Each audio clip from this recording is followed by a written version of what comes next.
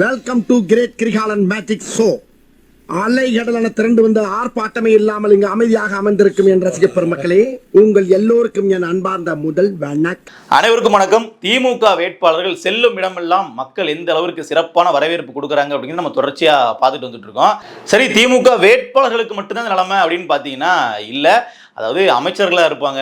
திமுக அப்படின்னு சொன்னாலே இவருடைய முகம் தான் நமக்கு ஞாபகம் வரும். அந்த அளவிற்கு பிரபலமான நபர்கள் கூட வீதியில் மக்கள்கிட்ட சரமாரியான கேள்விக்கு உட்படுறாங்க. அதில் மிக முக்கியமான நபராக நம்ம பார்க்க வேண்டியது திமுகவினுடைய கரூர் நாயகன் செந்தில் பாலாஜி அவர்கள். கரூர்லேருந்து நான் கரூரை விட்டுட்டு கோவையை என்னுடைய கோட்டையாக மாற்ற போகிறேன் அப்படின்னு கோவை தெற்கில் நிற்கிறார் இல்லையா. அந்த தொகுதியில் அப்படியே மக்கள்கிட்ட வாக்கு கேட்டு போகும்போது ஒரு அம்மா நல்லா நேரையே பார்த்துட்டு போவதீங்க, கீழே ரோடை பாருங்க, இந்த ரோட்டில் எப்படி தண்ணி தேவைன்றதை நீங்கள் பார்த்துட்டு போங்க, ஓட்டு கேட்க வந்தால் மட்டும் போதாதுன்னு சொல்லி அப்படியே கேள்வியை தூக்கி வீசியிருக்காங்க.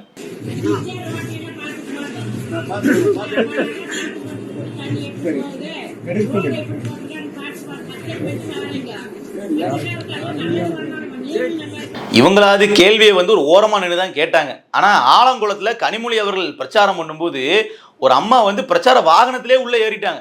ஏறி சரமாரியா கேள்வி கேட்டிருக்காங்க. காரணம் என்ன அப்படின்னா, ஆலங்குளம் பகுதியில் தான் சமீபத்தில் ஒரு பனை தொழிலாளி பார்த்தீங்கன்னா காவல்துறையால் சுடப்பட்டார். அவருக்கு நீதி கிடைக்கணும்னு சொல்லி போராட்டம் செய்த ஒரு நபரை பார்த்தீங்கன்னா இப்போ அவர் மேலே வழக்கு பதிவு பண்ணியிருக்காங்க. ஸோ அவருடைய மனைவி தான் பார்த்தீங்கன்னா இப்போ இது மாதிரி வாகனத்துக்குள்ள ஏறி கனிமொழி அவர்கள்கிட்ட கேள்வி எழுப்பியது. கனிமொழி பரப்புரை வாகனத்தில் ஒரு பெண் ஏறியதால் பரபரப்பு ஏற்பட்டிருக்கிறது.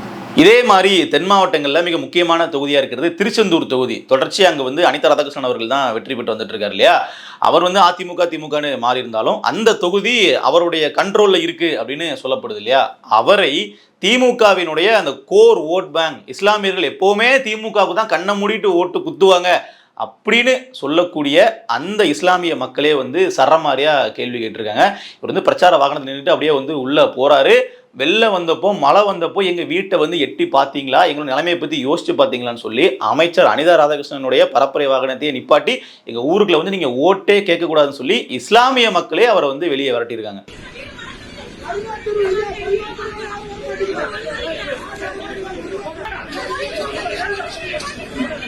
இதே மாதிரி இன்னொரு திண்டுக்கல் பகுதியில் ஒரு முக்கியமான அமைச்சராக இருக்கிறவர் பெரியசாமி அவர்கள் கிட்டத்தட்ட 6 முறை சட்டமன்ற உறுப்பினர் இருந்திருக்கிறாரு.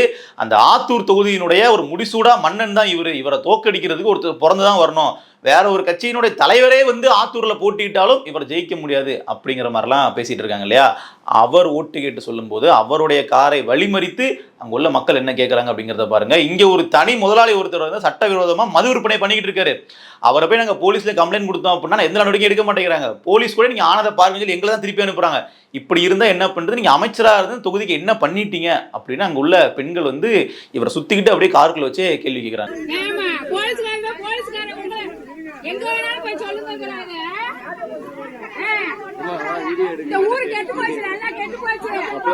அப்புறமா அரியலூர் மாவட்டத்தில் ஜெயங்கொண்டான் தொகுதி ஏற்கனவே இங்க திமுக எம்எல்ஏ தான் இருக்கிறாப்ல, அவருக்கு தான் மறுபடியும் சீட்டு கொடுத்துருக்காங்க. இப்போ சிட்டிங் எம்எல்ஏ இருக்கக்கூடிய காசோகா கண்ணன் அவர்கள் வாக்கு கேட்டு செல்லும் போது அவர் ஊருக்குள்ளே போகலைங்க, அப்படியே வழிமறிச்சு நின்று எங்கள் ஊரில் லோ வோல்டேஜ் பிரச்சனை 5 வருஷமா இருக்கு, ஒரு புது டிரான்ஸ்ஃபார்மர் வைக்கணும்னு சொல்லி நாங்கள் அனுமதி வாங்கி 50,000 ரூபாய் பணமும் சாங்ஷன் பண்ணிட்டாங்க, ஆனால் இப்போ வரைக்கும் வைக்கல, எந்த முகத்தை வச்சு நீங்கள் ஓட்டு கேட்டு வரீங்கன்னு சொல்லி அப்படியே அவரை நிப்பாட்டி அவர் தடுத்து நிறுத்தி வாக்கு கேட்க விடாம வழி அனுப்பி வச்சிருக்காங்க அந்த ஊர் மக்கள்.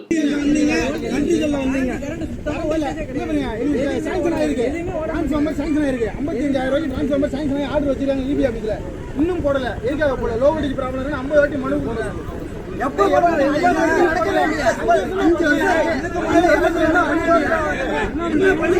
இதே மாதிரிதான் உத்திரமேரூர் தொகுதியில வாக்கு கேட்டு சென்ற இப்ப சிட்டிங் எம்எல்ஏ இருக்கக்கூடிய சுந்தர் அவர்களையும் அப்படியே கீழே நின்று மக்கள் சரமாரியா கேள்வி கேட்கறாங்க. அந்த கேள்விக்கு முழுசா பதில் கூட சொல்ல முடியாம அப்படியே அந்த வாகனத்தை ஓட்டிட்டு அவங்க தப்பிச்சு ஓடிடுறாங்க.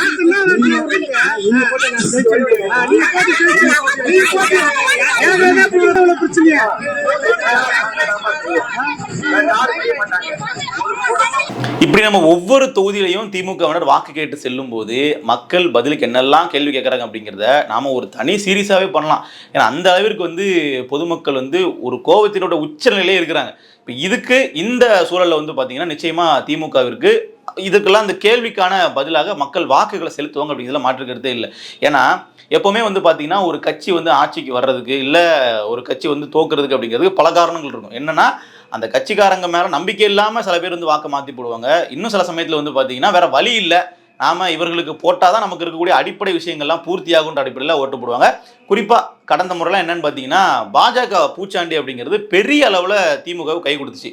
அதாவது 2021 சட்டமன்ற தேர்தலிலேயே 2 முறை அதிமுக ஆட்சியில் இருந்தபோது கூட 3வது முறை திமுக அவ்வளோ சுலபமாக வெல்ல முடியல. சரி 2 தடவை தோத்துருக்கோம், அப்போ 3வது முறை வெற்றி சுலபமாக இருக்குன்னு பார்த்தீங்கன்னா அப்படி இல்லை. கிட்டத்தட்ட 75 இடங்களை அதிமுக தலைமையிலான கூட்டணி வந்து வெல்லுது. அப்போ கிட்டத்தட்ட இவ்வளோ தூரம் நம்ம வந்து போராடி இருக்கிறோம். 2 முறை ஆட்சியில் இருந்தவங்களே ஒரு பெரிய அளவில் தோல்வி சந்திக்கலையே, இத்தனைக்கும் ஜெயலலிதா கூட இல்லை அப்படின்னு பார்க்கும்போது அதுக்கு காரணம் வந்து அதிமுக ரொம்ப வலிமையாக வந்து கட்டமைச்சிட்டாங்க அப்படின்னு பார்த்தீங்கன்னா அப்படிலாம் இல்லை. அந்த சமயத்தில் வந்து அதிமுகவுக்கு சரியான ஒரு தலைமை வந்து அமையாம தான் இருந்துச்சு. இப்போதான் எடப்பாடி அவர்கள் கட்சியை முழு கண்ட்ரோல் எடுத்திருக்காரே தவிர அந்த சமயத்தில் வந்து இரட்டை தலைமை அப்படிங்கிற கான்செப்ட் தான் இருந்துச்சு. அப்படி இருந்தும் அதிமுக அதிகமான இடங்களில் வெல்வதற்கு காரணம் என்னன்னு பார்த்தீங்கன்னா திமுக மீது மக்களுக்கு இருக்கக்கூடிய எதிர் மனநிலை.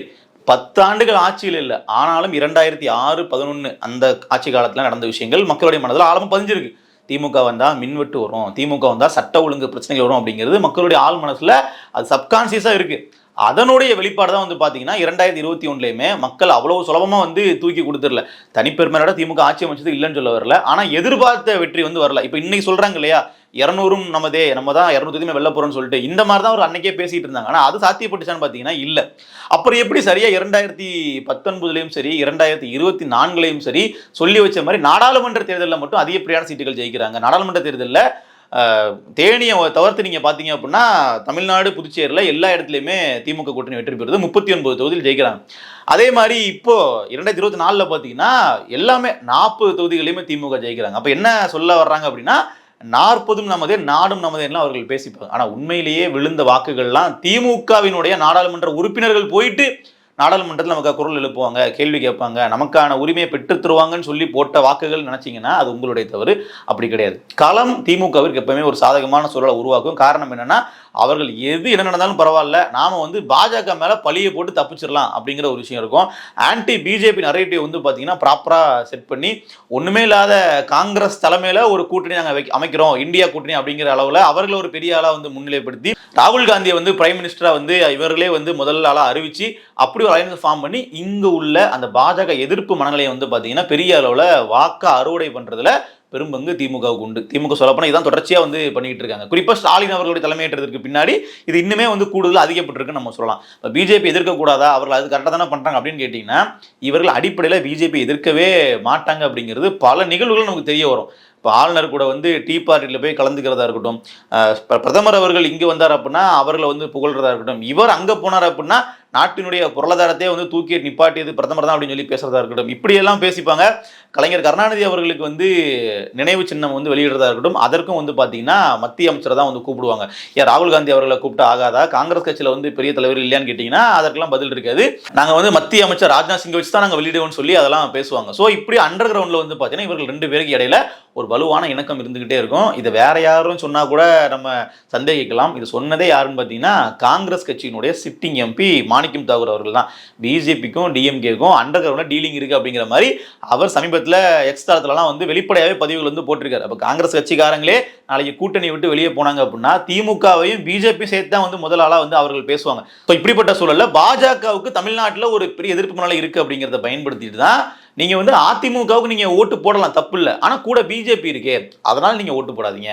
இப்ப கூட பாருங்க ஸ்டாலின் அவர்கள் என்ன சொல்றாரு அப்படின்னா நீங்க வந்து பாஜகவுக்கு அடிமையா தமிழ்நாட்டை நீங்க மாத்த போறீங்களா அப்படிங்கிற மாதிரி சட்டமன்ற தேர்தலில் ஒரு நாடாளுமன்ற தேர்தலுக்கான பரப்புரை மாதிரி பண்ணிட்டு இருக்காப்புல. ரொம்ப நாட்டை ஆள போறது யார் அப்படிங்கிற கேள்விக்கான பதில் மாதிரி நீங்க பிஜேபி இருக்கிறதுனால அதிமுகவுக்கு ஓட்டு போட்டுறாதீங்க அப்படிங்கிற மாதிரியான நரேட்டிவை செட் பண்ண முயற்சி பண்ணாங்க.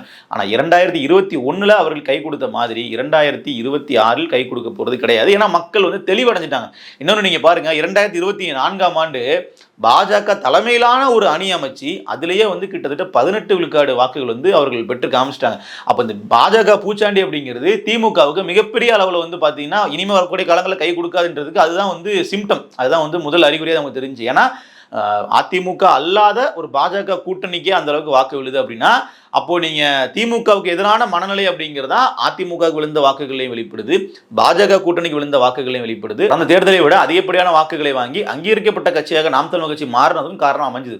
அப்போ திமுக எதிர்ப்பு வாக்குகளே வந்து இந்த 3 கட்சிகளுக்கு இவ்வளவு வாக்குகளை கொடுக்க முடியுது அப்படின்னா, அப்போ இந்த முறை வந்து கிட்டத்தட்ட பிஜேபி பிளஸ் ஏடிஎம்கே அலையன்ஸ் இருக்கும்போது புதுசாக டிவிகேயும் உள்ள வரும் பொழுது, அதே மாதிரி நாம் தமிழரும் களத்தில் நிற்கும் பொழுது, அப்போ எந்த அளவிற்கு வந்து திமுகவிற்கான அந்த எதிர்ப்பு வாக்குகள் அப்படிங்கிறது பெரும்பாலும் அறுவடை செய்யப்படும் அப்படிங்கிறத நம்ம பார்க்க வேண்டியதாக இருக்குது. அதாவது எப்படின்னா 40-30 விழுக்காடு நபர்கள் திமுகவை ஆதரிச்சு மிச்சம் உள்ள 60-70 விழுக்காடு மக்கள் வந்து எதிர்த்தாலும் கிட்டத்தட்ட அணிகள் பிரிஞ்சு நிற்பதுனால திமுக வந்து வெற்றி பெறுவதற்கான வாய்ப்பு இருக்கு, நாங்கள் கண்டிப்பாக ஜெயிச்சிருவோம் அப்படிங்கிறதான் திமுகவினர் ஆரம்பத்தில் வச்சிருந்த ஒரு மனநிலையாக இருந்துச்சு.